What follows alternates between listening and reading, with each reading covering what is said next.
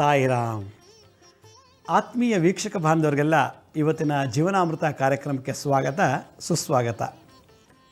ವೀಕ್ಷಕರೇ, ನಾನು ನಿನ್ನೆ ಸಂಚಿಕೆ ಮತ್ತು ಮೊನ್ನೆ ಸಂಚಿಕೆಯಲ್ಲಿ ಅಂದರೆ ಕಳೆದ 2 ಸಂಚಿಕೆಯಲ್ಲಿ ಒಬ್ಬ ಮನುಷ್ಯ ಧ್ಯಾನಕ್ಕೆ ಕೂತ್ಕೋಬೇಕಾದ್ರೆ ಏನೆಲ್ಲ ಸರ್ಕಸ್ ಮಾಡಬೇಕು ಅನ್ನೋದನ್ನು ಸ್ವಲ್ಪ ಕಿರು ಪರಿಚಯ ಮಾಡಿಕೊಟ್ಟಿದ್ದೆ. ನಾನು ಒಂದು 2 ನಿಮಿಷದಲ್ಲಿ ಎಲ್ಲ ಹೇಳಿಬಿಡ್ತೀನಿ. ನಾನು ರೀಕ್ಯಾಪ್ ಮಾಡಿಬಿಡ್ತೀನಿ.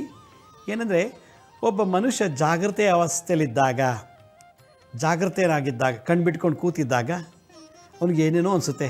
ಅದು ನೋಡಬೇಕು, ಅದು ತೊಗೋಬೇಕು, ಅದು ಕದಿಬೇಕು, ಹಂಗೆ ಮಾಡಬೇಕು, ಅದು ಮಾಡಬೇಕು, ಹಿಂಗೆ ಮಾಡಿ ನೂರಾರು ಪ್ಲ್ಯಾನ್ಸ್ ಮಾಡ್ತಾನೆ. ಬ್ರೈನಲ್ಲಿ ವೇವ್ಸು 14ರಿಂದ 30 ಸೈಕಲ್ ಪರ್ ಸೆಕೆಂಡ್ ಹರ್ಟ್ಸಲ್ಲಿ ಹೋಗ್ತಿರ್ತದೆ. ಇದಕ್ಕೆ ಮೆಡಿಕಲ್ ಸೈನ್ಸಲ್ಲಿ ಬೀಟಾ ಅಂತ ಕರೆದುಬಿಟ್ಟು, mind is in beta state. When mind is in beta state, ಮನಸ್ಸು ಬೀಟಾ ಸ್ಟೇಟ್ ಜಾಗೃತಲ್ಲಿದ್ದಾಗ ಚಂಚಲ ಜಾಸ್ತಿ ಆಗುತ್ತೆ, ಸ್ಟ್ರೆಸ್ ಜಾಸ್ತಿ ಆಯಿತು. ಸ್ಟ್ರೆಸ್ ಅಂದರೆ ಒತ್ತಡ, ಆ್ಯಕ್ಸೈಟಿ, ಆತಂಕಗಳು. ಅಯ್ಯೋ ಅದು ಮುಗಿಸ್ಲಿಲ್ವಲ್ಲ, ಅವನೇನಂತನೋ ಇವನೇನಂತನೋ, ಇದಾಗಲಿಲ್ವಲ್ಲ ಅದಾಗಲಿಲ್ವ ಅಂತಲ್ಲ ಒಂಥರ ಆತಂಕಗಳು ಜಾಸ್ತಿ ಆದಾಗ ಹಾರ್ಟ್ ರೇಟ್ ಜಾಸ್ತಿ ಆಗುತ್ತೆ, ಬ್ರೀತಿಂಗ್ ರೇಟ್ ಜಾಸ್ತಿ ಆಗುತ್ತೆ, ಬ್ಲಡ್ಡಲ್ಲಿ ಶುಗರ್ ಜಾಸ್ತಿ ಆದಾಗ ಅವನಿಗೆ ತೊಂದರೆ ಆಗುತ್ತೆ ಸ್ಟ್ರೆಸ್ಸಿಂದ ಅಂತ ಆಯಿತು. ಅದಕ್ಕೆ ಹೆಚ್ಚಿಗೆ ಜಾಗೃತ ಅವಸ್ಥೆಯಲ್ಲಿ ಹೆಚ್ಚಿಗೆ ಇದ್ದಷ್ಟು ಕಾಮಾಗಿರಬೇಕು ಅಂತ ಹೇಳ್ತಾರೆ. ಜಾಗೃತ ಅವಸ್ಥೆಯಲ್ಲಿ ಇದ್ದಾಗಲೇ ಮದುವೆ ಮಾಡಬೇಕು, ಮನೆ ಕಟ್ಟಬೇಕು, ಸೈಟ್ ತೊಗೋಬೇಕು, ಕಾರ್ ತೊಗೋಬೇಕು, ಅದು ಮಾಡಬೇಕು, ಭಾಳಷ್ಟು ಪ್ಲ್ಯಾನ್ ಮಾಡ್ತೀವಿ, ಪ್ಲ್ಯಾನಿಂಗ್ ಜಾಸ್ತಿ ಮಾಡ್ತೀವಿ. ನಾವು ಸ್ವಿಚ್ ಆಫ್ ಮಾಡೋದಿಲ್ಲ ಬ್ರೈನ್ನ. ಯಾವಾಗ ಸ್ವಿಚ್ ಆಫ್ ಆಯಿತು ಎಲ್ಲ ಡಿಟ್ಯಾಚ್ಮೆಂಟ್ ಆಯಿತು ಅಂತ ಹೇಳ್ತಾನೆ. ಇದಕ್ಕೆ ಬೀಟಾ ಸ್ಟೇಟ್ ಅಂತ ಕರೀತಾರೆ. 14ರಿಂದ 30 ಸೈಕಲ್ ಪರ್ ಸೆಕೆಂಡ್ ಹೋಗ್ತಿರೋದನ್ನ ಕಮ್ಮಿ ಮಾಡಬೇಕು. ಹೆಂಗೆ ಕಮ್ಮಿ ಮಾಡೋಕ್ಕಾಗತ್ತೆ? ಒಂದು ಇಂಜೆಕ್ಷನ್ ತೊಗೊಳಕ್ಕಾಗತ್ತಾ? ಒಂದು ಟ್ಯಾಬ್ಲೆಟ್ಸ್ ತೊಗೊಳಕ್ಕಾಗತ್ತಾ? ಒಂದು ಬಾಟ್ಲು ಗ್ಲುಕೋಸ್ ಹಾಕೊಂಡು ಹೊಟ್ಟೋಗುತ್ತಾ? ಇಲ್ಲ. ಇಡೀ ಜಗತ್ತಿನಲ್ಲಿ ಆ ಬ್ರೈನ್ ವೇವ್ಸ್ನ ಕಮ್ಮಿ ಮಾಡಬೇಕು ಅಂದರೆ ಔಷಧಿ ಇಲ್ಲ, ಒಂದೇ, ಏನೋ ಸ್ಲೀಪಿಂಗ್ ಟ್ಯಾಬ್ಲೆಟ್ಸ್ ತೊಗೊಂಡು ಮಲ್ಕೋಬೇಕು. ಯಾವಾಗ ಸ್ಲೀಪಿಂಗ್ ಟ್ಯಾಬ್ಲೆಟ್ಸ್ ತೊಗೊಂಡು ಮಲ್ಕೋತೀವೋ ಅವಾಗೇ ನಾವು ತೀಟಾ ಸ್ಟೇಟ್ ಕೊಟ್ಟೋಗ್ತೀವಿ. ಕನಸು ಬಿದ್ದರೆ ಆಲ್ಫಾ ಸ್ಟೇಟ್, ಸ್ವಪ್ನಾವಸ್ಥೆ ಅಂತ. ಸ್ಲೀಪಿಂಗ್ ಸ್ಟೇಟಲ್ಲಿ ಇತ್ತು ಅಂದರೆ ಮೈಂಡು ಕನಸು ಕಾಣ್ತಾ ಇದೆ ಅಂದರೆ ಸ್ವಪ್ನಾವಸ್ಥೆಯಲ್ಲಿದೆ. ನಾನು ಮಲಗಿದ್ದೀನಿ, ಯಾವ ಕನಸು ಬರಲಿಲ್ಲ ಅಂದರೆ ಡೀಪ್ ಸ್ಲೀಪಲ್ಲಿದ್ದಾನೆ, ಭಾಳ ಗಾಢವ ನಿದ್ದೆ ಮಾಡ್ತಿದ್ದಾನೆ ಅಂತ. ಅದಕ್ಕೆ ಸುಷುಪ್ತ ಸ್ಥಿತಿ ಅಂತ ಕರೆದುಬಿಟ್ರು. ಡ್ರೀಮ್ಲೆಸ್ ಸ್ಲೀಪ್ಗೆ ಸುಷುಪ್ತಿ ಅಂದರು. ಡ್ರೀಮ್ ಕನಸು ಬೀಳೋದಕ್ಕೆ ಏನು ಹೇಳ್ತಾರೆ? ಸ್ವಪ್ನಾವಸ್ಥೆ ಅಂತ. ಇಲ್ಲಿ ನಾನು ಎಚ್ಚರಾಗಿದ್ದೀನಿ. ಈಗ ನಾನು ಮೊದಲನೇ ಸ್ಟೇಜ್ ಬರ್ತಾ ಇದ್ದೀನಿ. ಇನ್ನು ನಾನು ಧ್ಯಾನಕ್ಕೆ ಹೋಗಿಲ್ಲ. ಮನಸ್ಸಲ್ಲೆಲ್ಲ ಚಂಚಲತೆಗಳು, ಮಾರ್ಕೆಟ್ಗೆ ಹೋಗಬೇಕು, ಸಿನಿಮಾಗೆ ಹೋಗಬೇಕು, ಅಲ್ಲೋಗ್ಬೇಕು, ಇಲ್ಲೋಗ್ಬೇಕು, ಎಲ್ಲ ಭಾಳಷ್ಟು ಪ್ಲ್ಯಾನ್ ಮಾಡಿದ್ದೀನಿ. ಆದರೆ ಸಂತೋಷ ಆಗಲಿಲ್ಲ ಅಂದರೆ ಆತಂಕ, ಆ್ಯಕ್ಸೈಟಿ. ಮಾಡಲೇಬೇಕು, ಇವತ್ತು 50 ಕೆಲಸ ಮಾಡಬೇಕು ಅಂತೇಳಿ ಪ್ರೆಷರ್ ಮಾಡ್ಕೊಂಡ್ಬಿಟ್ಟಿರ್ತೀನಿ. ಆ ಪ್ರೆಷರೇ ಸ್ಟ್ರೆಸ್ಸು. ಆ ಸ್ಟ್ರೆಸ್ಸು ಆ್ಯಕ್ಸೈಟಿ ಎಲ್ಲಿ ಬರುತ್ತೆ? ಬೀಟಾ ಸ್ಟೇಟಲ್ಲಿ ಬರುತ್ತೆ.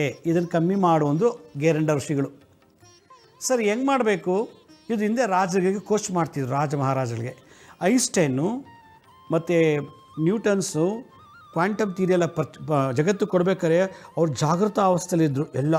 ಅವನೇನೋ ಐನ್ಸ್ಟೈನ್ ಇದ್ದ, ಎಡಿಸನ್ ಇದ್ದ, ಇವರೆಲ್ಲರೂ ರೈಟ್ ಬ್ರದರ್ಸು, ಏರೋಪ್ಲೇನ್ ಕಂಡು ಹಿಡಿದವರು, ಇವರೆಲ್ಲ ಬ್ರೈನ್ ಹಿಂಗೆ ಹೋಗ್ತಾಯಿತ್ತು ಅಂದರೆ ಭಾಳ ಪ್ರೆಷರು, ಸ್ಟ್ರೆಸ್ಸು. ಆಗಲಿಲ್ಲ ಅಂದರೆ ಹತ್ಬಿಡೋರು ಕೂತ್ಕೊಂಡು, ಕೆಲಸ ಮುಗಿಲಿಲ್ಲ ಅಂದರೆ ಗೊಳೋ ಅಂತ ಹತ್ಬಿಡೋರಂತೆ. ಆ್ಯಕ್ಸೈಟಿ. ಅವಾಗೇನಾಗುತ್ತೆ? ಬೇಗ ಸತ್ತೋಗ್ತಾರೆ ಬೇಗ. ಯಾವಾಗ ಬೀಟಾ ಸ್ಟೇಟಲ್ಲಿ ಮನುಷ್ಯ ಹೆಚ್ಕೋತಿರಬಾರ್ದು, ಶಾಂತ ರೂಪದಲ್ಲಿರಬೇಕು. ಬಿ ಕಾಮ್ಲೆಸ್. ಈಗ ನಾನು ಈ ಬೀಟಾ ಸ್ಟೇಟಲ್ಲಿದ್ದಾಗ ನಮ್ಮ ಬ್ರೈನ್ ಯಾವಾಗಲೂ ಕಂಟಿನ್ಯೂಸ್ ಆಗಿ ಆ್ಯಕ್ಟ್ ಮಾಡ್ತಾ ಇರ್ತದೆ, ಗೋಲ್ನ ಸೆಟ್ ಮಾಡ್ತಿರ್ತದೆ. ಹಿಂಗೆ ಮಾಡಬೇಕು, ಹಂಗೆ ಮಾಡಬೇಕು ಅಂತ ಗುರಿ ಇಟ್ಕೋತಾ ಇರ್ತದೆ ಬ್ರೈನು. ಆ ಬ್ರೈನಲ್ಲಿ ಜಾಸ್ತಿ ಕೆಲಸ ಮಾಡಿದಷ್ಟು ವೇವ್ ಫಾವ್ ಜಾಸ್ತಿ ಆಗ್ತಾ ಇರ್ತದೆ. ಸ್ಟ್ರೆಸ್ ಜಾಸ್ತಿ ಆಯಿತು. ಆಗ್ತಾ ಆಲೋಚನೆಗಳು ಬೇಕಾಬಟ್ಟೆ ಬಂತು. ಅವಾಗೇನಾಗುತ್ತೆ? ಮನುಷ್ಯನ ರೋಗಕ್ಕೆ ಶುರುವಾದ. ಇದೇ ರೋಗಕ್ಕೆ ಕಾರಣ. ಅದಕ್ಕೆ ಮಹದಾಸೆಯನ್ನು ಬಿಡಿ, ಆರೋಗ್ಯವಂತರಾಗಿರಿ ಅಂತ ಹೇಳ್ತಾರೆ.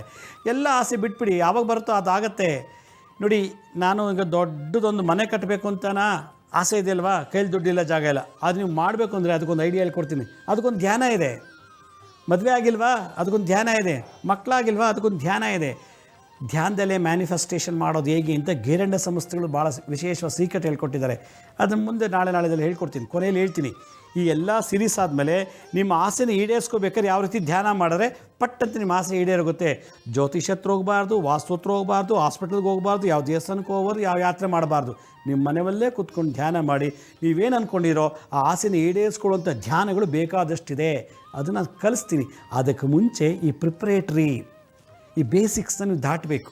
ಅದರಿಂದ ಜಾಗೃತ ಅವಸ್ಥೆಯಲ್ಲಿ ನೋಡಿ ಕೂತ್ಕೊಳ್ಳಿ. ಜಾಗೃತ ಅವಸ್ಥೆಯಲ್ಲಿ ಎಲ್ಲ ನೋಡ್ತಾ ಇದ್ದೀರಾ, ಓ ಪ್ರಕೃತಿ, ಟ್ರೈನ್ ಬಂತು, ಫ್ಲೈಟ್ ಬಂತು, ಏನೋ ಬಂತು, ಅಯ್ಯೋ ಅಷ್ಟು ಜನ ಹೊಡೆದಾಡ್ತಿದ್ದಾರೆ, ಗಲಾಟೆ ಆಗ್ತಿದೆ, ಕೊಲೆ ಮಾಡ್ತಿದ್ದಾನೆ, ಎಲ್ಲ ನೋಡಿ ನೋಡಿ ನೋಡಿ ಸ್ಟ್ರೆಸ್ ಆಗ್ತಾಯಿದೆ ಬ್ರೈನ್ಗೆ. ಆ ಬ್ರೈನ್ ವೇವ್ ಫಾರ್ಮ್ಸು 14ರಿಂದ 30ವರೆಗೆ ಹೋಗ್ತಾ ಇದೆ, number of cycle per second. ಪಾಪ ಕೊನೆ ಚಿಟ್ಟಿಡ್ದೋಗ್ಬಿಟ್ಟು ಮಲ್ಕೋಬೇಕು ಮಲ್ಕೋಬೇಕು ಮಲ್ಕೋಬೇಕು ಮಲ್ಕೋಬೇಕು ಅಂತ ಹೋಗ್ತಾನೆ. ಆಗ ಸ್ವಪ್ನಾವಸ್ಥೆಗೆ ಹೋದ, ಎಚ್ಚರಿಕೆ ಆಗಿದ್ದಾನೆ, ಸ್ವಪ್ನಾವಸ್ಥೆಗೆ ಹೋಗ್ತಾ ಇದ್ದಾನೆ. ಹೋಗ್ತಾ ಹೋಗ್ತಾ ಕನಸೇ ಬೀಳಲ್ಲ, ಅಲ್ಲಿ ಏನು ನಡೀತಿದೆ ಗೊತ್ತಾಗ್ತಿಲ್ಲ. ಸುಷುಪ್ತ ಸ್ಥಿತಿಗೆ ಹೋದ, ಅಲ್ಲಿಂದ ಟ್ರಾನ್ಸ್ಡೆಂಟಲ್ ಕಾನ್ಷಿಯಸ್ನೆಸ್ಗೆ ಹೋದ ತಕ್ಷಣವೇ ಅವನಿಗೆ ತುರಿಯಾ ಸ್ಥಿತಿಗೆ ಹೋಗ್ತಾನೆ. ಆಗ ಭಗವಂತ ಹತ್ರ ಆಗ್ತಾನೆ. ಈಗ ಈ ಬೀಟಾ ಸ್ಟೇಟಲ್ಲಿ ಅಂದರೆ ಚೆನ್ನಾಗಿದೆ, ಈ ಫ್ರಂಟಲ್ ಲೋಬಿ ಮತ್ತು ಆಕ್ಯುಪಿಟಲ್ ಲೋಬಿ ವರ್ಕ್ ಆಗ್ತಿರ್ತದೆ. ಬೀಟಾ ಸ್ಟೇಟಲ್ಲಿ ನೋಡ್ತಾ ಇರ್ತೀವಿ ನಾವು, ನೋಡಿದಲ್ಲಿ ಸ್ಟೋರ್ ಆಗ್ತಿದೆ. ಹಿಮ್ಮೆದುಳಿನಲ್ಲಿ ನಾನೆಲ್ಲ ನೋಡಿದ್ದೀನಿ, ಕೊಲೆ ಮಾಡ್ತಾ ಇರೋದು, ಡ್ಯಾನ್ಸ್ ಮಾಡ್ತಿರೋದು, ಪಾತ್ರೆ ತೊಳಿತಾ ಇರೋದು, ಎಲ್ಲ ಥರ ಆ್ಯಕ್ಟಿವಿಟೀಸ್ ನನ್ನ ಕಣ್ತುಂಬ ನೋಡ್ತಾ ಇದ್ದೀನಿ. ಈಗ ಕಣ್ಣು ಎಳ್ಕೊತಾ ಇದೆ, ಕ್ಯಾಮ್ರಾ ಥರ ಇಲ್ಲಿ ಸ್ಟೋರ್ ಮಾಡ್ತಾ ಇದೆ. ಈಗ ಇಲ್ಲಿ ಸ್ಟ್ರೈನ್ ಆಗ್ತಾ ಇದೆ, ಸ್ಟ್ರೆಸ್ ಬರ್ತಾ ಇದೆ. ಆಕ್ಯುಪಿಟಲ್ ಲೋಬಿ, ಫ್ರಂಟಲ್ ಲೋಬಿ ಎಲ್ಲ ಲವಲವಿಕೆ ಚಲನವಲನಗಳೆಲ್ಲ ಗಮನಿಸ್ತಾ ಇದ್ದೀನಿ. ಈ ಫ್ರಂಟಲ್ ಲೋಬಿ ಮತ್ತು ಆಕ್ಯುಪಿಟಲ್ ಮೊದಲು ರೆಸ್ಟ್ ಮಾಡು ಅಂತ ಅಂದರು ಧ್ಯಾನಕ್ಕೆ ಕೂರಬೇಕಾದ್ರೆ. ಅದರಿಂದ ಧ್ಯಾನಕ್ಕೆ ಕೂತಾಗ ಪಕ್ಕದ ಮನೆಯಲ್ಲಿ ಪುಳಿಯೋಗರೆ ಮಾಡ್ತಿರೋ ಅದ್ರ ಶಬ್ದ, ಅದ್ರ ವಾಸನೆ, ಅಲ್ಲೆಲ್ಲೋ ಹಿಂದ್ಗಡೆ ಮನೆಯಲ್ಲಿ ಟಿ ವಿ ಸೀಲ್ ಹಾಕೊಂಡು ನೋಡ್ತಿದ್ದಾರೆ, ಆದರೂ ಇಲ್ಲಿ ಧ್ಯಾನ ಕೂತಿರೋದು ಅಲ್ಲಿ ನೋಡೋದು, ಅಲ್ಲಿಗಡೆ ಮನಸ್ಸು ಹೋಗುತ್ತೆ, ಅಲ್ಲಿಗೆ ಮನಸ್ಸು ತೊಗೊಂಡೋಗ್ತೀವಿ ನಾವು. ಆಮೇಲೆ ಹೈಸ್ಕೂಲಲ್ಲಿ ನಲ್ಲಿಕಾಯಿ ಕಿತ್ತಿದ್ದು, ಅವಳು ಯಾವುದೋ ಜಡೆ ಎಳೆದಿದ್ದು, ಅಲ್ಲಿ ಯಾವಾಗ ಕಲ್ಲಲ್ಲಿ ಹೊಡೆದಿದ್ದು, ಮೇಸ್ಟ್ರಿಗೆ ಬೈದಿದ್ದು, ಇದೆಲ್ಲ ಕಣ್ಣು ಮುಚ್ಚಲಾಗೇ ಬರುತ್ತೆ. ಅದು ಕಣ್ಬಿಟ್ಟಾಗ ಬೇಕಾಗಿರಲಿಲ್ಲ. ಇದೆಲ್ಲ ಇದಕ್ಕೇನು ಮಾಡ್ತಾರೆ, ಈ ಫ್ರಂಟಲ್ ಲೋಬಿ ಮತ್ತು ಆಕ್ಯುಪಿಟಲ್ ಲೋಬಿನ ಬಂದ್ ಮಾಡು, ಅಲ್ಲಿರೋದೆಲ್ಲ ಟೆನ್ಷನ್ನ ರಿಮೂವ್ ಮಾಡು. ಆ ರಿಮೂವ್ ಸ್ಟೇಟೇ ಬೀಟಾ ಸ್ಟೇಟ್ ಅಂತ ಅಂದ್ಬಿಟ್ರು. ಅದಕ್ಕೆ ಧ್ಯಾನಕ್ಕೆ ಕೂತಾಗ ಏಕ್ದಮ್ ಧ್ಯಾನ ಮಾಡ್ತಿದ್ದು ಕೂರಬಾರ್ದು. ಅದೊಂಥರ ಸರ್ಕಸ್ಸು, ಅದರ ಶೋಗೋಸ್ಕರ ಮಾಡಬಾರ್ದು, ವೈಭವೀಕರಣಕ್ಕೆ ಮಾಡಬಾರ್ದು, ಗ್ಲೋಬಲೈಸೇಷನ್ ಮಾಡಬಾರ್ದು. ನಮಗೋಸ್ಕರ ನನ್ನಲ್ಲಿ ಇರತಕ್ಕಂಥ ಮುನ್ಮೆದಲು ಹಿಮ್ಮೆದಲಿರೋ ಸ್ಟ್ರೆಸ್ಸು, ಮುಮ್ಮೆದಲು ಹಿಮ್ಮೆದಲು ಆ್ಯಕ್ಸೈಟಿ, ಆತಂಕವನ್ನು ಕಮ್ಮಿ ಮಾಡೋಕ್ಕೋಸ್ಕರ ಬೀಟಾ ಸ್ಟೇಟಿಗೆ ಬಾ. ಆಗ ವೇವ್ ಫಾರ್ಮ್ಸ್ ಆ ಫ್ರೀಕ್ವೆನ್ಸಿನ ಕಮ್ಮಿ ಮಾಡು, ನಿಧಾನಕ್ಕೆ ಕಮ್ಮಿ ಮಾಡು. 14 to 30 ಸೈಕಲ್ ಪರ್ ಸೆಕೆಂಡ್ ಇತ್ತಲ್ಲ, ಅದನ್ನು ನಿಧಾನಕ್ಕೆ 14ನ ಒಂದು ನಿಧಾನಕ್ಕೆ 15 14 ತಗೊಂಬ. ಆಗ ಶಾಂತಿಯಾಗಿ ಉತ್ತರ ಸಿಗುತ್ತೆ. ಆಗ ಆ ಸ್ಟೇಟಲ್ಲಿ ಅಯ್ಯೋ ಮದುವೆ ಆಗಿಲ್ಲ ಮದುವೆ ಆಗಿಲ್ಲ ಮದುವೆ ಆಗಿಲ್ಲ ಅಂತ ಮನಸ್ಸಲ್ಲೇ ಚಿಂತನೆ ಮಾಡ್ತಿದ್ರೆ ನಿಧಾನಕ್ಕೆ ಆ ಚಿಂತನೆಗೆ ರೆಸ್ಪಾನ್ಸ್ ಬರ್ತದೆ. ಅಲ್ಲಿಗೆ ಹಾಗೇ ರೆಸ್ಪಾನ್ಸ್ ಬರ್ತಾ ಇರ್ತದೆ. ಆಗಲೂ ಏನು ಚಿಂತೆ ಮಾಡೋದು ಬೇಡವಾ, ಸುಮ್ಮನೆ ಕಾಮ್ ಆಗ್ತಾರೆ, ಶಾಂತರಾಗಲಿ, ಶಾಂತಿ ಶಾಂತಿ ಶಾಂತಿ ಆಗ್ತಾ ಆಗ್ತಾ ಆಗ್ತಾ ಆ ಸ್ಟೇಟಿಗೆ ಹಾಗೇ ಬಂದುಬಿಟ್ರೆ ಆಗ 14ರಿಂದ 30ವರೆಗಿದ್ದಂಥ ನಂಬರ್ ಆಫ್ ಸೈಕಲ್ಸ್, ಆ ವೇವ್ ಫಾರ್ಮ್ಸು ಏನು ಫಾಸ್ಟಾಗಿ ಹೋಗ್ತಾ ಇರ್ತದೆ. ಇದನ್ನೆಲ್ಲ ನಾನು ಕೊನೆ ಎಪಿಸೋಡಲ್ಲಿ ತೋರಿಸ್ತೀನಿ, ಫಿಸಿಕ್ಸಾಗಿ ಹೆಂಗೆ ಬರುತ್ತೆ ವೇವ್ ಫಾರ್ಮ್ಸ್ ಅಂತ. ನನಗೆ ಕನೆಕ್ಟ್ ಮಾಡಿರೋ ನಂದು ಒಂದು ವೈಬ್ರೇಷನ್ ವೇವ್ಸ್ ಇದೆ, ನಾನು ನಿಮ್ಗೆ ತೋರಿಸ್ತೀನಿ. ಆವಾಗ ಗೊತ್ತಾಗುತ್ತೆ ನಿಮಗೆ. ಆ ಪಿಕ್ಚರ್ ವಿಜುವಲೈಸೇಷನ್ ಬರಬೇಕು. ಆ ವಿಜುವಲೈಸೇಷನ್ ಬಂದಾಗ ಓ ಹಿಂಗಾಗುತ್ತೆ ಅನ್ನೋ ಭಾವನೆ ಬಂದಾಗ ಒಂಥರ ಆ ಧ್ಯಾನದಲ್ಲಿ ಪ್ಯೂರಿಟಿ ಇರುತ್ತೆ, ಆ ಧ್ಯಾನದಲ್ಲಿ ಒಂದು ಬ್ಯೂಟಿ ಇರುತ್ತೆ, ಆ ಧ್ಯಾನದಲ್ಲಿ ಒಂದು ಏನೋ ಅಂತ ಸ್ಮೆಲ್ ಬರುತ್ತೆ, ಆ ಧ್ಯಾನದಲ್ಲಿ ಏನೋ ಒಂದು ಪ್ರಾಫಿಟ್ ಇರುತ್ತೆ. ಆ ಲೆವೆಲ್ ಧ್ಯಾನ ನಾನು ಮಾಡ್ತೀನಪ್ಪ ಅಂದ್ಬಿಟ್ಟು ಏನು ಬಂಡೆಕಲ್ ಮೇಲೆ ಕೂತ್ಕೊಂಡು ಗುಹೆಯೊಳಗೆ ಕೂತ್ಕೊಂಡು ಏನು ಅಂದ್ಬಿಟ್ಟು ಶೋಗೆ ಫೋಟೋ ತಗೊಳ್ರೋ, ಕ್ಯಾಮ್ರಾ ತಗೊಳ್ರೋ ಅಂದ್ಬಿಟ್ಟು ಸುಮ್ಮನೆ ಕೂತ್ಕೊಂಡು ಮಾಡಿಬಿಟ್ರೆ ಧ್ಯಾನ ಅಲ್ಲ. ಧ್ಯಾನ ಅಂತರಾತ್ಮವಾಗಿ ಬರಬೇಕು, ಬಾಹ್ಯರಂಗವಾಗಿ ಬರೋದು. ಎಕ್ಸ್ಟರ್ನಲ್ ಲುಕ್ಗೆಲ್ಲ ಧ್ಯಾನ, ಇಂಟರ್ನಲ್ ಬ್ಯೂಟಿಗೆ ಧ್ಯಾನ. ಆ ಧ್ಯಾನ ಹೇಗೆ ಮಾಡಬೇಕು ಅನ್ನೋದೇ ಒಂದು ದೊಡ್ಡ ಕಲೆ. ಎಲ್ಲ ಮಾಡ್ಬೋದು ಜಗತ್ತಿನಲ್ಲಿ. 10 ನಿಮಿಷ ಕಣ್ಣು ಮುಚ್ಕೊಂಡು ಕೂತ್ಕೊಳ್ಳೋಕೆ ಮನುಷ್ಯನ ಕೆಲಾಗಲ್ಲ. 10 ನಿಮಿಷ ಮನುಷ್ಯ ಒಬ್ಬ ಕೂತ್ಕೋತಾನೆ ಅಂದರೆ 1000 ಆಗೋದು. ಅದು ಹೆಂಗೆ ಮಾಡಬೇಕು ನೀವೆಲ್ಲರೂ ಅನ್ನೋದನ್ನು ನೀವೆಲ್ಲರೂ ಧ್ಯಾನ ಮಾಡಿ ಪವಾಡ ಪುರುಷರಾಗಬೇಕು. ನೀವೇನು ಅಂದ್ಕೊಂಡಿರೋದು ಹಂಗೆ ಆಗಬೇಕು ಅನ್ನೋದಾಗಿದ್ದರೆ ಧ್ಯಾನ ಒಂದೇ ಸಾಧನೆ. ಯಾವಾಗ ಧ್ಯಾನಕ್ಕೆ ಸಂಪೂರ್ಣವಾಗಿ ರೀಚ್ ಆಗೋಕ್ಕೆ ಮುಂಚೆನೇ ಫಸ್ಟ್ ಸ್ಟೇಜು ಈ ಬೀಟಾ ಸ್ಟೇಜ್, ಜಾಗೃತಾವಸ್ಥೆಯಲ್ಲಿ ನಿಧಾನಕ್ಕೆ ಡಿಟ್ಯಾಚ್ ಆಗಬೇಕು, ಬಿಡಬೇಕೆಲ್ಲ ಆಸೆ ಆಕಾಂಕ್ಷೆಗಳು, ಗಂಡ ಹೆಂಡತಿ ಮಕ್ಕಳು ಆಫೀಸ್ ಎಲ್ಲ ಬಿಟ್ಟಾಗ ನಿಮಗೆ ಅಗಾಧವಾದ ಶಕ್ತಿ ತುಂಬ ಕಳಿಸ್ತಾನೆ ಭಗವಂತ. ಯಾವಾಗ ಇದು ಬಿಟ್ಟರೆ, ಇದು ತುಂಬ್ಕೊಂಡು ಧ್ಯಾನ ಕೂತ್ರೆ ಧ್ಯಾನಕ್ಕೆ ನೀವು ಅಲ್ಲಿ ಹೋಗೋಕ್ಕೆ ಸಾಧ್ಯನೇ ಇಲ್ಲ. ಬಿಡದಿವರೆಗೂ ಹೋಗ್ಬೋದು, ಮ್ಯಾಕ್ಸಿಮಮ್ ಕೆಂಗರಿವರೆಗೂ ಹೋಗ್ಬೋದು. ಕೆಂಗರಿ ಬಿಟ್ಟು ಆ ಮುಂದಕ್ಕೆ ಹೋಗೋಕ್ಕೆ ಆಗಲ್ಲ, ಲಾಕ್ಡೌನ್ ಮಾಡಿಬಿಡ್ತಾನೆ ಭಗವಂತ. ಯಾಕೆ ಹೇಳಿ, ಜಾಗೃತ ಅವಸ್ಥೆಯಲ್ಲಿ ಕ್ಲೀನಾಗಿಲ್ಲ. ಜಾಗೃತ ಅವಸ್ಥೆಯಲ್ಲಿ ಕೂರಬೇಕಂದ್ರೆ ನಮ್ಮ ರೈಟ್ ಸೈಡ್ ಬ್ರೈನ್ ಭಾಳ ಚೆನ್ನಾಗಿ ವರ್ಕ್ ಮಾಡಬೇಕು. ರೈಟ್ ಸೈಡ್ ಏನು ಕ್ರಿಯೇಟಿವಿಟಿ ಮಾಡುತ್ತೆ.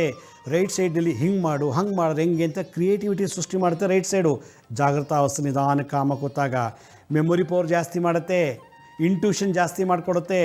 ಮತ್ತು ಇದೆಲ್ಲಕ್ಕಿಂತ ಹೆಚ್ಚಾಗಿ ನಮ್ಮ ಗೊಂದಲಗಳು ಏನಿದೆಯೋ, ಸಂಶಯಗಳೇನಿದೆಯೋ ಅದಕ್ಕೆ ನಿಧಾನಕ್ಕೆ ಬಿಡಿಸ್ಕೊಡ್ತಾ ಹೋಗುತ್ತೆ ಈ ಬೀಟಾ ಸ್ಟೇಟಲ್ಲಿ ಧ್ಯಾನ ಕೂತಾಗ.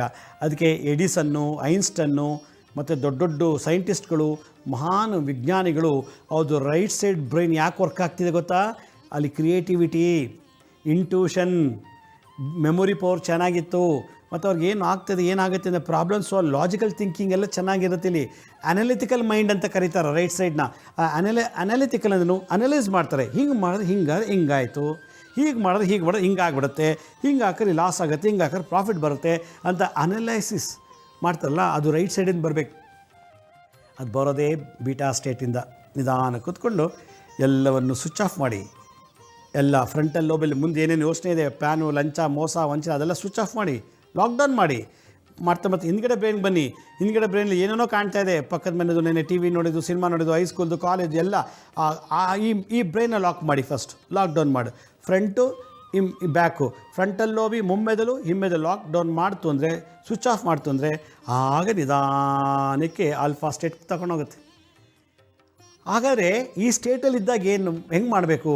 ಅದಕ್ಕೆ ನೋಡಿ, ನಮ್ಮ ಆಸೆಗಳು, ಆಕಾಂಕ್ಷೆಗಳೆಲ್ಲ ದಗ ಅಂತ ಉರಿತಿರುತ್ತದೆ.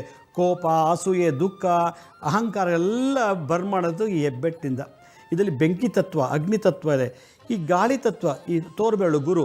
ಈ ಹೆಬ್ಬೆಟ್ಟ ಮೇಲೆ ಈ ತೋರ್ಬೆರಳನ್ನು ಶುಕ್ರ ಮತ್ತು ಗುರು ಎರಡೂ ಇಟ್ಟಾಗ ಇದಕ್ಕೆ ಚಿನ್ಮುದ್ರಾ ಅಥವಾ ಜ್ಞಾನ ಸರಸ್ವತಿ ಮುದ್ರಾ ಅಥವಾ ಅರಾಳ ಮುದ್ರಾ ಅಂತ ಕರೀತಾರೆ. ಈ ಮುದ್ರನ ಹೀಗೆ ತೊಡೆ ಮೇಲೆ ಇಟ್ಕೊಂಡು ನಿಧಾನಕ್ಕೆ ಜೆಂಟಲ್ ಟಚ್, ಸುಮ್ಮನೆ ಬಲವಂತ ಟಚ್ ಮಾಡಬಾರ್ದು, ಸುಮ್ಮನೆ ನೋಡಿ ಹಿಂಗೆ ಇಟ್ಕೊಂಡಾಗ ಆ ಬೆರಳು ತುದಿನಲ್ಲಿ ಡಬ್ ಡಬ್ ಡಬ್ ಡಬ್ ಅಂತ ಬರುತ್ತೆ.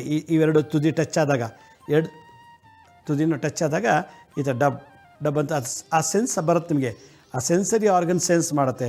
ಆಗ ನೀವು ಮುದ್ರೆ ಚೆನ್ನಾಗಿ ಮಾಡಿ ಈಗ ಇಟ್ಕೊಂಡು ನಿಧಾನಕ್ಕೆ ತೊಡೆ ಮೇಲೆ ಹಿಂಗೆ ಕೂತ್ಕೊಂಡು ನಿಧಾನಕ್ಕೆ ಉಸಿರು ತಗೊಳ್ಳಿ, ನಿಧಾನಕ್ಕೆ ಉಸಿರು ಬಿಡಿ, ದೀರ್ಘವಾಗಿ ಉಸಿರು ತಗೊಳ್ಳಿ, ದೀರ್ಘವಾಗಿ ಉಸಿರು ಬಿಡಿ, ದೀರ್ಘವಾಗಿ ಉಸಿರು ತಗೊಳ್ಳಿ, ದೀರ್ಘವಾಗಿ ಉಸಿರು ಬಿಡಿ.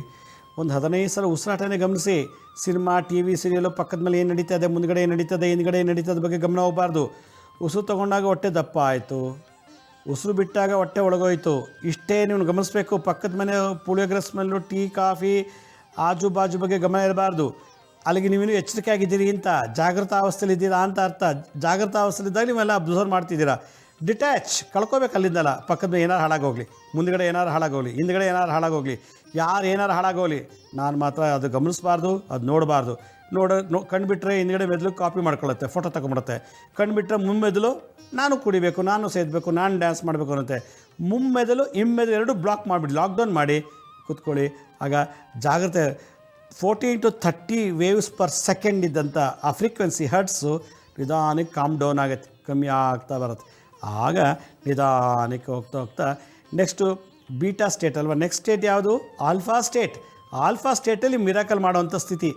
ಅಲ್ಲಿವರೆಗೂ ಹೋಗ್ಬೇಕು ಅಂದರೆ ನಿಧಾನ. ಇದು ಒಂದೇ ದಿನಕ್ಕೆ ಬರಲ್ಲ. ಇವಾಗ ಟಿ ವಿ ನೋಡ್ಬಿಟ್ಟು ಸ್ವಿಚ್ ಆಫ್ ಆದಮೇಲೆ ಮತ್ತೆ ಕೂತ್ಕೊಂಡು ಮಾಡಿದ್ರೆ ಬರಲ್ಲ. ಈ ಸ್ಥಿತಿ ಬರ್ಬೇಕಾದ್ರೆ ಕಡ ಪಕ್ಷ 2 ತಿಂಗಳಿಂದ 5 ತಿಂಗಳು ಪ್ರಾಕ್ಟೀಸ್ ಮಾಡಿದ್ರೆ ಮಾತ್ರ. ಈಗ ಡಸ್ಟ್ಬಿನ್ನಲ್ಲಿ ಎಲ್ಲ ಇದೆ. ಕಾಫಿ ಕುಡ್ದಿದ್ದು, ಹೈಸ್ಕೂಲ್ ಆಟ ಆಡಿದ್ದು, ಕಾಲೇಜ್ ನೋಡಿದ್ದು, ಹುಡುಗಿ ಜಗಳ ಹಿಡ್ದಿದ್ದು, ಆಂಟಿ ನೋಡಿದ್ದು, ಅಂಕಲ್ ನೋಡಿದ್ದು ಎಲ್ಲ ತಲೆ ಒಳಗೆ ಕೂತಿದೆ. ಎಲ್ಲ ಹೈಸ್ಕೂಲ್ ಮುಂಚೆ ಮದುವೆ ಆದಮೇಲೆ ಅದೆಲ್ಲ ಖಾಲಿ ಆಗೋವರೆಗೂ ಮನಸ್ಸು ಬೇರೆ ಸ್ಟೇಟಿಗೆ ಹೋಗಲ್ಲ. ಅದೆಲ್ಲ ಖಾಲಿ ಆಗಬೇಕು ಅಂದರೆ ಅದ್ರ ಮೇಲೆ ರಿಯಾಕ್ಟ್ ಮಾಡಬಾರ್ದು. ಏನೇ ಥಾಟ್ಸ್ ಬರಲಿ, ಪಿಕ್ಚರ್ ರೂಪದಲ್ಲಿ ಬರ್ಬೋದು ಥಾಟ್ಸು, ಅಥವಾ ಶಬ್ದದ ರೂಪದಲ್ಲಿ, ಸೌಂಡ್ ರೂಪದಲ್ಲಿ ಬರ್ಬೋದು, ಅಥವಾ ಫೀಲಿಂಗ್ಸಲ್ಲಿ ಬರ್ಬೋದು. ಅದನ್ನೆಲ್ಲ ಅಲ್ಲೇ ತುಳಿದು ನಾಶ ಮಾಡ್ತಾ ಮಾಡ್ತಾ ಮಾಡ್ತಾ ಮಾಡ್ತಾ ಮಾಡ್ತಾ ಮಾಡ್ತಾ ಜಾಗೃತ ಅವಸ್ಥೆಯಿಂದ ನಿಧಾನಕ್ಕೆ ಆಲ್ಫಾ ಸ್ಟೇಟ್ಗೆ ಹೋಗ್ಬೇಕು. ಆಲ್ಫಾ ಸ್ಟೇಟ್ ಸುಷುಪ್ತ ಅವಸ್ಥೆ. ನಿಧಾನಕ್ಕೆ ಹೋಗ್ಬೇಕು. ಹೋಗ್ತಾ ಹೋಗ್ತಾ ಹೋಗ್ತಾ ಹೋಗ್ತಾ ಆಗ ಒಂದು ಭಗವಂತ ಒಂದು 2 ಲಕ್ಷ ಕಿಲೋಮೀಟ್ರ್ ಅಂದರೆ ನೀವು ಒಂದು 50,000 ಕಿಲೋಮೀಟ್ರ್ ರೀಚ್ ಆಗಿದ್ದೀರಿ ಅಂತ ತೀಟಾ ಸ್ಟೇಟಲ್ಲಿ. ಇನ್ನೂ ಉಳಿದಿದ್ದ ಕಿಲೋಮೀಟ್ರ್ ಇದೆಯಲ್ಲ, ಅಲ್ಲಿಗೆ ಹೋಗಬೇಕು ಅಂದರೆ ಸುಲಭ ಅಲ್ಲ. ಒಬ್ಬ ಭಗವಂತನ ದರ್ಶನ ಮಾಡಬೇಕು, ನಾವು ಅಂದ್ಕೊಂಡಾಗ ಆಗಬೇಕು. ಆ ಲೆವೆಲ್ ಮೆಡಿಟೇಷನ್ ಮಾಡಬೇಕು ಅಂದರೆ ಕಡೆ ಪಕ್ಷ ಒಂದು 20 ವರ್ಷ ಸರ್ವಿಸ್ ಮಾಡಬೇಕು, ಪ್ರಾಕ್ಟೀಸ್ ಮಾಡಬೇಕು, ಸಾಧನೆ ಮಾಡಬೇಕು, ಪ್ರಾಕ್ಟೀಸ್. ಸೊ ನಾನು ಆಗಲೇ ಹೇಳಿದೆ, meditation is not A practice, it's A action. It's an observation of conscious energy. ಆ ದೈವಶಕ್ತಿಯನ್ನು, ಕಾಸ್ಮಿಕನ್ನು ಅಬ್ಸರ್ವ್ ಮಾಡೋದೇ ಮೆಡಿಟೇಷನ್. ಮೈಂಡಲ್ಲಿ ಏನು ನಡೀತಾ ಇದೆ ಅಂದರೆ ತಿಳ್ಕೊಳ್ಳೋದೇ ಮೆಡಿಟೇಷನ್ನು. ಮೈಂಡಲ್ಲಿ ನೋಡಿ ಹಾಗೆಯೇ ಕೂತ್ಕೋಬೇಕು. ಆ ಯೋಚನೆಗಳೆಲ್ಲ ಬರುತ್ತೆ, ನಮಗೇನೇನೋ ಕನಸು, ಅದನ್ನು ತೆಗೆಯೋದು ಹೇಳ್ಕೊಡ್ತೀನಿ ನಾಳೆ. ಆದರೆ ನೀವು ಸಾಧ್ಯವಾದಷ್ಟು ಈ ಮುದ್ರೆ ಇಟ್ಕೊಂಡು ನಿಧಾನಕ್ಕೆ ಉಸಿರಾಟ ಮಾಡ್ತಾಯಿರಿ. ಮೂಗಲ್ಲೇ ಉಸಿರು ತೊಗೊಳ್ಳಿ, ಮೂಗಲ್ಲೇ ಉಸಿರು ಬಿಡಿ. ಮೂಗಲ್ಲಿ ಉಸಿರು ತೊಗೊಂಡಾಗ ಹೊಟ್ಟೆ ದಪ್ಪ ಆಯಿತು, ಮೂಗಲಿಂದ ಉಸಿರು ಹೊರಗೆ ಬಿಟ್ಟಾಗ ಹೊಟ್ಟೆ ಒಳಗೋಯ್ತು. ದಪ್ಪ ಒಳಗೋಗೋದು, ದಪ್ಪ ಆಗೋದು, ಹಾಗೇ ಗಮನಿಸ್ತಾ ಬನ್ನಿ. ಹಾಗೆ ಹೋಗ್ತಾ ಹೋಗ್ತಾ ನೀವು ಏನು ಮಾಡ್ತೀವಿ ನಿಮಗೆ ಮರ್ತೋಗುತ್ತೆ. ಆಗ ನೆಕ್ಸ್ಟ್ ಆಲ್ಫಾ ಸ್ಟೇಟ್ಗೆ ಹೋಗ್ತೀರಾ. ಇದು ಪ್ರೋಸೆಸ್. ಇಷ್ಟು ಸುಲಭ ಅಲ್ಲ ಇದು ಧ್ಯಾನ. ಒಂದಷ್ಟು ತಿನ್ಬೋದು, ಒಂದಷ್ಟು ಆಸ್ತಿ ಮಾಡ್ಬೋದು, ಒಂದಿಷ್ಟು ಉದ್ದ ಓದ್ಬೋದು. ಧ್ಯಾನ ಮಾಡೋದು ಸುಲಭ ಅಲ್ಲ. ಅದು ಸರಿಯಾಗಿ ಪ್ರಾಕ್ಟೀಸ್ ಮಾಡಿ, ಸರಿಯಾದ ಗುರು ಜೊತೆ ಕೂರಬೇಕು, ಅವನ ಸಾನ್ನಿಧ್ಯ ಇರಬೇಕು, ಅವನಿಂದ ಪಳಗಬೇಕು. ಯಾಕಂದರೆ ಗುರು ಗೊತ್ತು ಇವನಲ್ಲಿ ಏನಾಗ್ತಿದೆ, ಇವ್ನಿಗೆ ಏನೇನು ಆಸೆ ಇದೆ, ಯಾಕೆ ಇವ್ನಿಗೆ ಆ ಸ್ಟೇಟಿಂದ ಈ ಸ್ಟೇಟಿಗೆ ಹೋಗೋಕ್ಕಾಗ್ತಿದೆ, ಏನೋ ಒಂದಿದೆ. ಮದುವೆ ಆಗಿಲ್ಲ ಅಂತ ಸಂಕಟ, ಮದುವೆ ಆಗಿಲ್ಲ ಅನ್ನೋದು ದೊಡ್ಡ ಪ್ರಾಬ್ಲಮ್ಮು, ಅದು ಬಿಡ್ತಿಲ್ಲ ಮುಂದಿನ ಸ್ಟೇಜ್ಗೆ ಹೋಗೋಕ್ಕೆ. ಮಕ್ಕಳಾಗಿಲ್ಲ ಅನ್ನೋದು ದೊಡ್ಡ ಸಂಕಟ, ಅದು ಬಿಡ್ತಿಲ್ಲ ಮುಂದೆ ಹೋಗೋಕ್ಕೆ. ಹಾಗಾದರೆ ಅದನ್ನೆಲ್ಲ ತೀರಿಸ್ಕೋಬೇಕು ಅನ್ನೋದಾರೆ ಆಯಾ ಜಾಗದಲ್ಲಿ ತೀರಿಸ್ಕೊಳ್ಳೋಕ್ಕೆ ಮ್ಯಾನಿಫೆಸ್ಟೇಷನ್ ಮಾಡಬೇಕು ನಾವು. ಆ ಕಾನ್ಫಿಗರೇಟ್ ಮಾಡಬೇಕು. ಆ ಕಾಸ್ಮಿಕ್ ಎನರ್ಜಿ ತೊಗೊಂಡು ಕಾನ್ಫಿಗರೇಷನ್ ಮಾಡ್ತಾ ಬರಬೇಕು. ಆ ಸ್ಥಿತಿಗೆ ನಾವು ಹೋಗಬೇಕು. ಅದರಿಂದ ಹಿಂಗೆ ಕೂತಿದ್ದಾಗ ಏನಾಗುತ್ತೆ, ಜಾಗೃತಾವಸ್ಥೆಯಲ್ಲಿ ಬೀಟಾ ಸ್ಟೇಟಲ್ಲಿದ್ದಾಗ ಕ್ರಿಯೇಟಿವ್ನೆಸ್ ಜಾಸ್ತಿ ಆಗುತ್ತೆ, ಅವೇರ್ನೆಸ್ ಜಾಸ್ತಿ ಆಗುತ್ತೆ.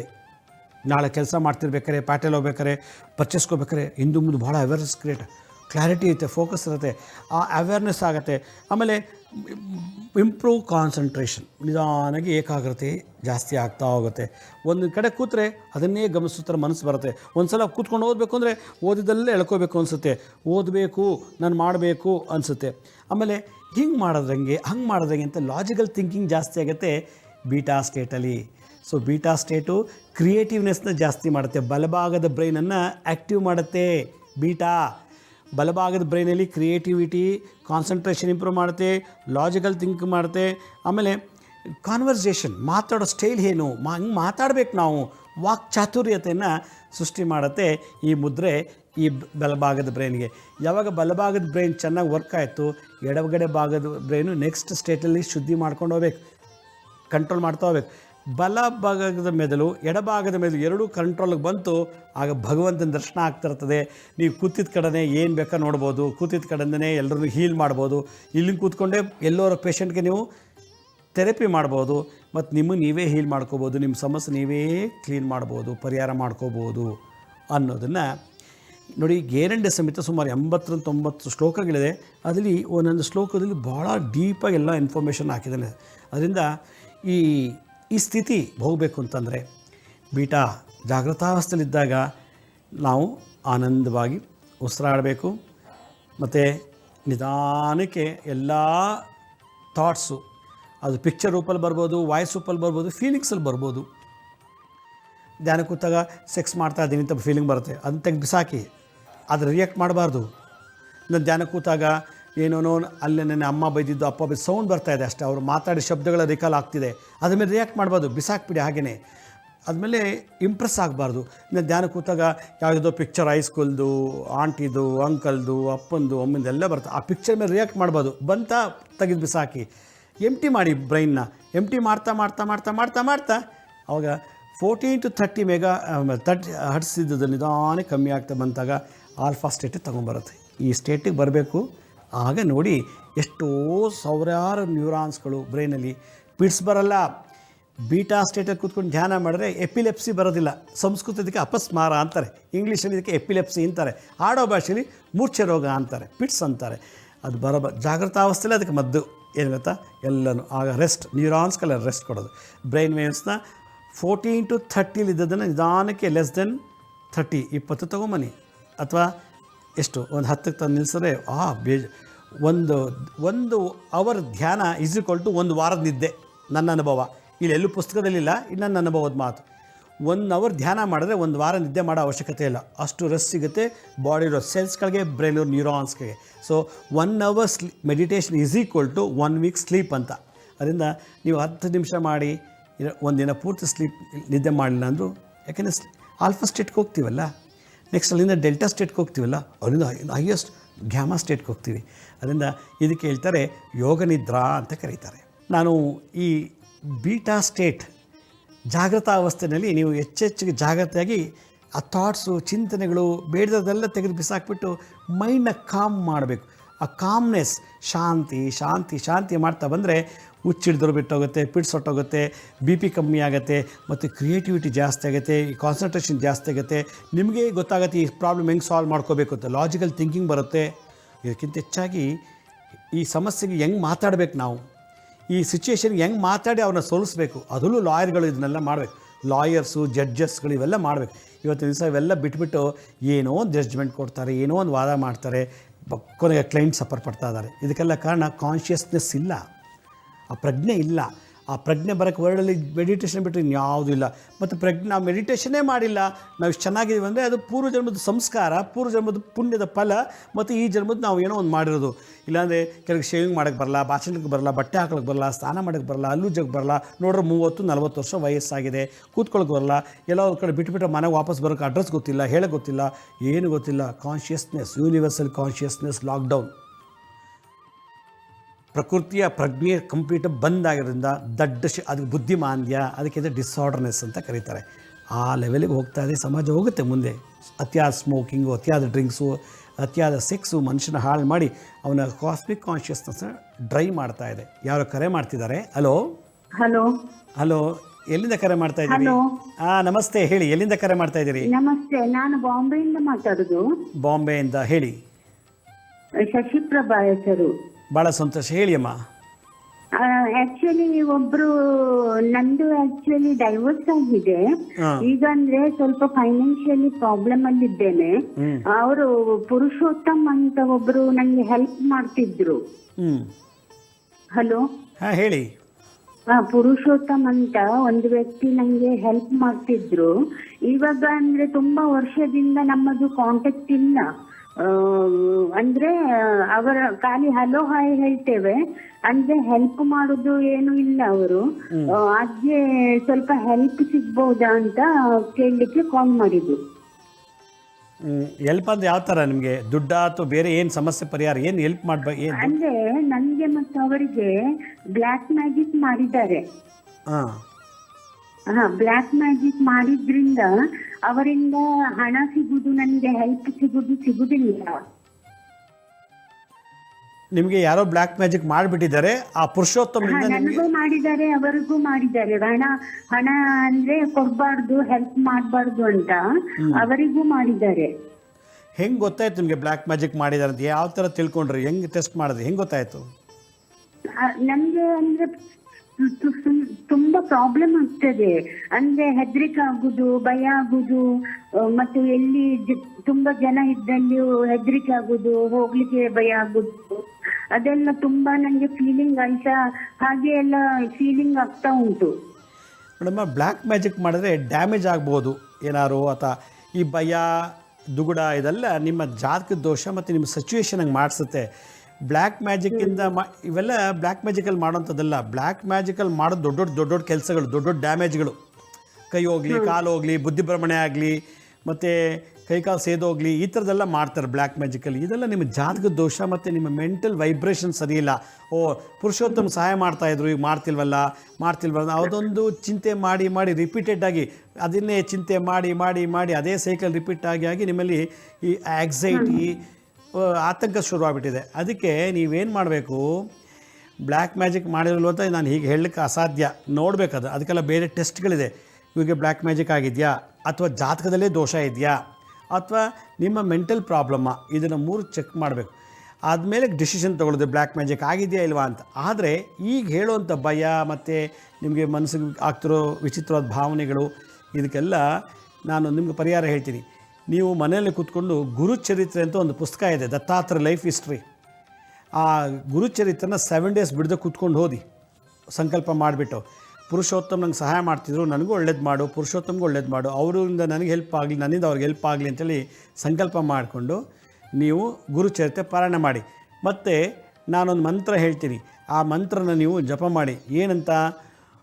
ಓಂ ವೀರ ಭೈರವಾಯ ನಮಃ, ಓಂ ವೀರಭೈರವಾಯ ನಮಃ, ಓಂ ವೀರಭೈರವಾಯ ನಮಃ ಅಂತ ವೀರಭೈರವನ ಜಪ ಮಾಡಬೇಕು. ಆಗ ಭಯ, ದುಗುಡ, ಖಿನ್ನತೆ, ಸ್ಟ್ರೆಸ್ಸು, ಆ್ಯಕ್ಸೈಟಿ ಎಲ್ಲ ಕಮ್ಮಿ ಆಗುತ್ತೆ.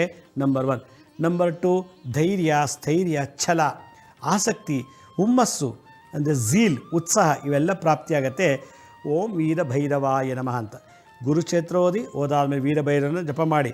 ನಿಮಗೆ ಕೈಲಿ ಸಾಧ್ಯ ಇತ್ತು, ಟೈಮ್ ಇತ್ತು ಅಂತಂದರೆ ಹತ್ತಿ ಹಣ್ಣಿನ ಮರ, ಔದುಂಬ ವೃಕ್ಷ ಹುಡುಕಿ. ಬಾಂಬೆನಲ್ಲಿ ಎಲ್ಲಿದ್ದೀರಾ? ಬಾಂಬೆಲಿ ನೀವು ಯಾವ ಏರಿಯಾದಲ್ಲಿದ್ದೀರಾ? ಬೋರಿವಿಲಿ. ಅಲ್ಲಿ ನೋಡಿ, ದತ್ತಾತ್ರೇಯ ಸಾಯಿ ಮಂದಿರ ಇದೆಯಾ, ಅಲ್ಲಿ ಔದುಂಬ ವೃಕ್ಷ ಇದ್ದೇ ಇರುತ್ತೆ. ಬಹುಶಃ ಬಾಂಬೆಯಲ್ಲಿ ಭಾಳಷ್ಟು ಕಡೆ ಔದುಂಬ ವೃಕ್ಷ ಇದೆ, ದತ್ತ ಭಕ್ತರು ಜಾಸ್ತಿ ಇದ್ದಾರೆ. ಆ ಮರಕ್ಕೆ ದಿನ ನಿಮ್ಮ ಕೈಲಾದಷ್ಟು ಪ್ರದಕ್ಷಿಣೆ ಮಾಡಿ, ಆ ಮರದ ಅಡಿಲಲ್ಲಿ ಆ ನೆರಳಲ್ಲಿ ಕೂತ್ಕೊಂಡು 10 ನಿಮಿಷ ದತ್ತ ದತ್ತ ದತ್ತ ಅಂತೇಳಿ. ಇನ್ನೂ ಟೈಮ್ ಇತ್ತಾ? ಓಂ ದ್ರಾಂ ಓಂ ಗುರು ದತ್ತಾಯ ನಮಃ, ಓಂ ದ್ರಾಂ ಓಂ ಗುರು ದತ್ತಾಯ ನಮಃ, ಓಂ ದ್ರಾಂ ಓಂ ಗುರು ದತ್ತಾಯ ನಮಃ ಅಂತ ಜಪ ಮಾಡಿ ನೋಡಿ. ಆಗ ನಿಮಗೆ ಜಾತಕ ಗುರುಬಲ ಬರುತ್ತೆ.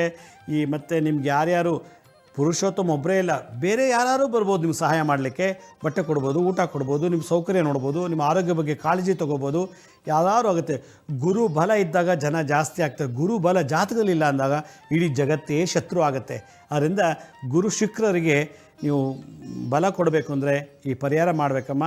ಜೊತೆಗೆ ಬ್ಲ್ಯಾಕ್ ಮ್ಯಾಜಿಕ್ ಆಗಿದೆ ಅನ್ನೋದು ಮನಸ್ಸನ್ನು ತೆಗೆದುಬಿಡಿ. ಮೆಂಟಲ್ ಸ್ಟಾಮಿನಾ ಇಲ್ಲ ನಿಮಗೆ ಮಕ್ಕಳಿಲ್ವಾ? ಮಕ್ಕಳಿದಾರಾ? ಒಬ್ಳು ಮಗಳಿದ್ದಾಳೆ. ಅವ್ರೇನು ಮಾಡ್ತಾರೆ? ಅವಳು ಕೆಲಸ ಮಾಡ್ತಾಳೆ ಆಫೀಸಲ್ಲಿ, ಕಾಲ್ ಸೆಂಟರ್ ಅಲ್ಲಿ. ಮತ್ತು ಮಗ ದುಡಿತದಲ್ಲ, ಇನ್ನೊಬ್ಬರ ಬಗ್ಗೆ ನಿಮ್ಗೆ ಏನಕ್ಕೆ ಬೇಕು? ಇಲ್ಲ ಒಬ್ಬಳೆ ಮಗಳು. ಅಲ್ಲಮ್ಮ, ಮಗ ಕೆಲ್ಸಕ್ಕೆ ಹೋಗ್ತಾನಲ್ವಾ? ಮಗಳು ಮಗಳು ಕೆಲ್ಸಕ್ಕೆ ಹೋಗ್ತಾಳಲ್ಲ? ಹೌದು. ಮದುವೆ ಮಾಡಿದಾರ ಮಗಳಿಗೆ? ಇಲ್ಲ ಆಗ್ಲಿಲ್ಲ. ನೋಡಿ, ಮಗಳು ಈಗ ದುಡಿತಾರೆ. ಪುರುಷೋತ್ತಮ ಬಗ್ಗೆ ಯಾಕೆ ಚಿಂತೆ ಮಾಡ್ತೀರಿ? ಬಿಟ್ಬಿಡಿ. ಮಗಳು ದುಡಿತಿದ್ದಾಳೆ, ಅವಳಿಗೂ ಬೇಗ ಮದುವೆ ಆಗಲಿ, ಅವಳಿಗೂ ಒಳ್ಳೇದು ಮಾಡು, ನನಗೂ ಒಳ್ಳೇದು ಮಾಡು ಅಂತ ದತ್ತಾತ್ರೇಯಲ್ಲಿ ಪ್ರಾರ್ಥನೆ ಮಾಡಿ 7 ದಿವಸ ಗುರುಚರಿತ್ರೆ ಪಾರಾಯಣ ಮಾಡಿ, ಮತ್ತು ನಾನು ಹೇಳಿದ ಪ್ರೊಸೀಜರ್ ಫಾಲೋ ಮಾಡಿ, ಖಂಡಿತ ಒಳ್ಳೆಯದಾಗುತ್ತಮ್ಮ. ಬಹಳ ಸಂತೋಷ. ಕರೆ ಮಾಡೋದಕ್ಕೆ ಧನ್ಯವಾದಗಳು. ನೋಡಿ, ಈಗ ಯಾರೋ ಬಾಂಬೆಯಿಂದ ಕರೆ ಮಾಡಿದರು. ಅವರಿಗೆ ಡೈವರ್ಸ್ ಆಗಿದೆ, ಅವ್ರಿಗೆ ಜೀವನ ನಡೆಸೋ ಭಾಳ ಕಷ್ಟ ಆಗ್ತಿದೆ, ಒಬ್ಬಳೇ ಮಗಳಿದ್ದಾಳೆ, ಏನೋ ಅವ್ರದ್ದೇ ಆದಂಥ ಒಂದು ಸಮಸ್ಯೆ ಇದೆ, ಅದು ಜಾತಕ ದೋಷ. ಅವ್ರಿಗೆ ಡೈವರ್ಸ್ ಆಯಿತು ಅಂದರೆ ಸರ್ಪದೋಷ ಇದೆ, ಮತ್ತು ಅವರಿಗೆ ನೋಡ್ಕೊಳ್ಳೋರು ಯಾರು ಸರಿಯಾಗಿ ಆಗ್ತಿಲ್ಲ, ಏನೋ ಹಣದ ಅಭಾವ, ಪ್ರೀತಿ ವಾತ್ಸಲ್ಯದಲ್ಲಿ ಕೊರತೆ, ಎಲ್ಲ ಸಮಸ್ಯೆಗಳಿದೆ. ಇದನ್ನು ಹೆಂಗೆ ಬಗೆಹರಿಸಬೇಕು ಅಂದರೆ ಧ್ಯಾನದಲ್ಲಿ. ನಾನು ಅದಕ್ಕೆ ಹೇಳ್ತಾ ಇರೋದು, ನಮ್ಮೆಲ್ಲ ಸಮಸ್ಯೆಗಳಿಗೆ ನಾವೇ ಜವಾಬ್ದಾರರು. ನಮ್ಮ ಸಮಸ್ಯೆಗೆ ನಮ್ಮಲ್ಲೇ ಉತ್ತರ ಇದೆ. ನಮ್ಮಲ್ಲಿರೋ ಉತ್ತರನ, ಆ ಒಂದು ಸೊಲ್ಯೂಷನ್ನ ಯಾವ ರೀತಿ ವಿನಿಯೋಗ ಮಾಡ್ಕೋಬೇಕು, how to utilise, how to implement, ಯಾವ ರೀತಿ ಅದನ್ನು ಬಳಸ್ಕೋಬೇಕು ಅನ್ನೋದನ್ನು ಧ್ಯಾನ ಕಲಿಸುತ್ತೆ, ಬೇರೆ ಏನು ಕಲಿಸಲ್ಲ. ಅದರಿಂದ ಜಾಗೃತ ಅವಸ್ಥೆಯಲ್ಲಿದ್ದರು. ನಾನು ಎಚ್ಚರಕ್ಕೆ ಕೂತಿದ್ದೆ, ನಾನು ಬೀಟಾ ಸ್ಟೇಟಲ್ಲಿದ್ದೆ, ಅವರು ಬೀಟಾ ಸ್ಟೇಟಲ್ಲಿ ಎಲ್ಲ ಕಷ್ಟ ಸುಖ ಹೇಳ್ಕೊಂಡ್ರು ನನ್ನ ಜೊತೆ. ನಾನು ಅವ್ರ ಜೊತೆ ಎಲ್ಲ ಮಾತಾಡಿದೆ. ಈಗ ನನ್ನ ಬ್ರೈನು ಆಗ 14ರಿಂದ 30 ಸೈಕಲ್ಸ್ ಪರ್ ಸೆಕೆಂಡ್ ಹೋಗ್ತಿರ್ತದೆ. ಈ ಟೆನ್ಷನ್ನ, ಈ ಒತ್ತಡವನ್ನು, ಈ ಆ್ಯಕ್ಸೈಟಿನ ಧ್ಯಾನದಲ್ಲಿ ಕಮ್ಮಿ ಮಾಡ್ತಾ ಬಂದರೆ ಉತ್ತರ ಸಿಕ್ಕೋಗ್ಬಿಡುತ್ತೆ. ಅದರಿಂದ ಪ್ರತಿಯೊಬ್ಬರು ಧ್ಯಾನಸ್ಥರಾಗಬೇಕು. ಮೆಡಿಟೇಷನ್ ಮಾಡಿ ಧ್ಯಾನ ಮಾಡಿ ಈ ಆತ್ಮನ ಸವಿಸ್ಬೇಕು. ಚೆನ್ನಾಗಿ 4 ಹೊತ್ತು ತಿಂದು ಕುಡಿದು ಸೇದು ಮೇಲೆ ಮದುವೆ ಮಾಡಿ ಆಸ್ತಿ ಮಾಡಿ ಸೌದಿಸ್ತಾ ಇದೆ, ಎಲ್ಲ ವೇಸ್ಟು, ಯಾವುದು ಬರಲ್ಲ. ನೋಡಿ, ಧ್ಯಾನದ ಪವರೇ ನಮ್ಮ ಜೊತೆ ಬರೋದು, ಹಣದ ಪವರ್ ಬರಲ್ಲ. ನನಗೆ CM ಗೊತ್ತು, PM ಗೊತ್ತು, ಪ್ರೆಸಿಡೆಂಟ್ ಆಫ್ ಇಂಡಿಯಾ ಗೊತ್ತು, ಏನು ಗೊತ್ತಿದ್ದು ಏನು ಲಾಭ? ಅವ್ರು ಯಾರು ಸತ್ತ ಬರ್ತಾರ? ಇಲ್ಲ. ಅವ್ರು ಸತ್ತಾಗ ನಾನು ಹೋಗಲ್ಲ, ನನ್ನ ಸತ್ತಾಗ ಅವ್ರು ಬರಲ್ಲ. ಅವ್ರ ಪವರ್ ತೊಗೊಂಡೇನು ಉಪಕ್ಕೆ ಹಾಕಲ್ಲ? ಇಲ್ಲ, ಏನಿಲ್ಲ. ಧ್ಯಾನದಲ್ಲಿರೋ ಪವರು ಅದು ಭಗವಂತನ ಪವರು. CMನ, PMನ, ಪ್ರೆಸಿಡೆಂಟ್ ಆಫ್ ಇಂಡಿಯಾ, ಇಡೀ ಜಗತ್ತಿನ ಎಲ್ಲರನ್ನೂ ಸೃಷ್ಟಿ ಮಾಡೋ ಆ ಭಗವಂತ, ಆ ಯೂನಿವರ್ಸಲ್ ಕಾಸ್ಮಿಕ್ ಕಾನ್ಷಿಯಸ್ನೆಸ್ ನನ್ನ ಜೊತೆಲಿದ್ದಾಗ ಇಡೀ ಜಗತ್ತೇ ನನ್ನ ಜೊತೆ ಬರುತ್ತೆ. ನಾನು ಸತ್ತಾಗ ಆ ಲೆವೆಲಿಗೆ ಥಿಂಕ್ ಮಾಡೋಂಥ ಮೆಚ್ಯೂರಿಟಿ, ಆ ಲೆವೆಲಿಗೆ ಅರಿವು ಬರಬೇಕು. ಆಗ ಮಾನವ ದೈವನಾಗ್ತಾನೆ, ಇದರ ಮಾನವ ಪ್ರಾಣಿಯಾಗಕ್ಕೆ ಹೊರಡ್ತಾನೆ ಅಂತ ಅರ್ಥ. ಇದನ್ನು ಗೇರಣ್ಣ ಸಮಿತಿಗಳು ಭಾಳ ಒತ್ತು ಕೊಟ್ಟು ಹೇಳಿದ್ದಾರೆ. ವೀಕ್ಷಕರೇ, ಈ ನಾಳೆಯಿಂದ ನಾನು ಈಗ ಬೀಟಾ ಸ್ಟೇಟಲ್ಲಿ ಏನು ಮಾಡಿದೆ, ಏನು ಬೆನಿಫಿಟ್ ಅಂತ ಹೇಳಿದ್ದೀನಿ. ನಾಳೆ ನೀನು ಆಲ್ಫಾ ಸ್ಟೇಟ್ಗೆ ಹೆಂಗಾಗುತ್ತೆ, ಹೇಗೆ ಹೋಗಬೇಕು ಅಂತ ಹೇಳ್ಕೊಡ್ತೀನಿ. ಈ ಎಪಿಸೋಡ್ ಏನಾದ್ರು ಮಿಸ್ ಆಗಿತ್ತು, ಹಳೆ ಎಪಿಸೋಡ್ಸ್ ನೋಡೋಕ್ಕಾಗಿಲ್ಲ ಅಂದರೆ ನಮ್ಮ ಶಿರ್ಡಿ ಸಾಯಿ ಭಿಕ್ಷಾ ಕೇಂದ್ರ ಅಂತ ಒಂದು ಯೂಟ್ಯೂಬ್ ಚಾನಲ್ ಇದೆ. ಆ ಯೂಟ್ಯೂಬ್ ಚಾನಲ್ ಸಬ್ಸ್ಕ್ರೈಬ್ ಆಗಿ, ಪಕ್ಕದ ಬೆಲ್ ಬಟನ್ ಪ್ರೆಸ್ ಮಾಡಿ, ಹಾಗೆ ಲೈಕ್ ಬಟನ್ ಪ್ರೆಸ್ ಮಾಡಿ. ನೀವು ನೋಡಿದ್ದಾದಮೇಲೆ ನಿಮ್ಮ ಬಂಧು ಮಿತ್ರರಿಗೂ ಕೂಡ ಫೇಸ್ಬುಕ್ಕು, ವಾಟ್ಸಪ್ಪಲ್ಲಿ ಕೂಡ ಈ ಎಪಿಸೋಡನ್ನ ಶೇರ್ ಮಾಡಿ ಅಂತ ಇವತ್ತಿನ ಎಪಿಸೋಡ್ ಮುಗಿಸ್ತಾ ಇದ್ದೀನಿ. ನಾಳೆನೇ ಸಂಚಿಕೆಯಲ್ಲಿ ಆಲ್ಫಾ ಸ್ಟೇಟ್ಗೆ ಹೋಗೋದು ಹೇಗೆ ಅನ್ನೋದನ್ನು ತಿಳಿಸ್ಕೊಡ್ತೀನಿ ಅಂತ ಹೇಳ್ತಾ ಇವತ್ತಿನ ಕಾರ್ಯಕ್ರಮ ಮುಗಿಸ್ತೀನಿ. ಎಲ್ಲರಿಗೂ ನಮಸ್ಕಾರ. ಸಾಯಿರಾಮ್.